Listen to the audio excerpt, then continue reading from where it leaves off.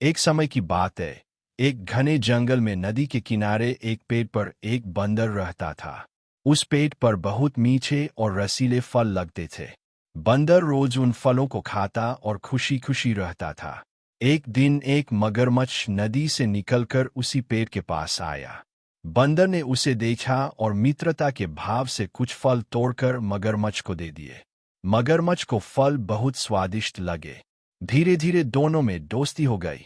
बंदर रोज मगरमच्छ को फल खिलाता और दोनों बातें करते। कुछ दिनों बाद मगरमच्छ ने अपनी पत्नी को भी ये फल खिलाए।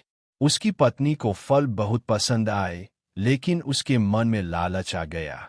उसने सोचा, जो बंदर इतने मीठे फल खाता है, उसका दिल कितना मीठा होगा। उसने मगरमच्छ से कहा, मुझे उस बंदर का दिल खाना है, तुम उसे किसी तरह यहाँ लेकर आओ। मगरमच्छ अपनी पत्नी की बात सुनकर परेशान हो गया, लेकिन पत्नी के दबाव में आकर उसने एक योजना बनाई। वह अगले दिन बंदर के पास गया और बोला, मित्र, मेरी पत्नी तुमसे मिलना चाहती है। उसने तुम्हारे लिए विशेष भोजन तैयार किया है। चलो, मैं तुम्हें अपने घर ले चलता हूँ। बंदर खुश हो गया और मगरमच्छ की पीठ पर बैठकर नदी पार करने लगा। बीच नदी में मगरमच्छ ने सच बता दिया कि उसकी पत्नी बंदर का दिल खाना चाहती है।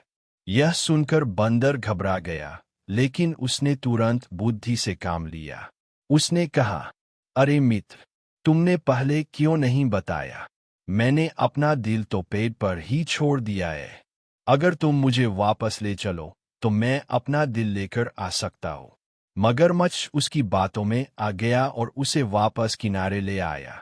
जैसे ही वे पेड़ के पास पहुंचे, बंदर फुर्ती से पेड़ पर चढ़ गया और बोला, मूर्ख मगरमच्छ, क्या कोई अपना दिल बाहर रखता है? तुमने दोस्ती के साथ विश्वासघात किया। अब मैं कभी तुम्हारे साथ नहीं जाऊंगा। मगरमच्छ अपनी गलती पर शर्मिंदा हुआ और खाली हाथ वापस लौट गया।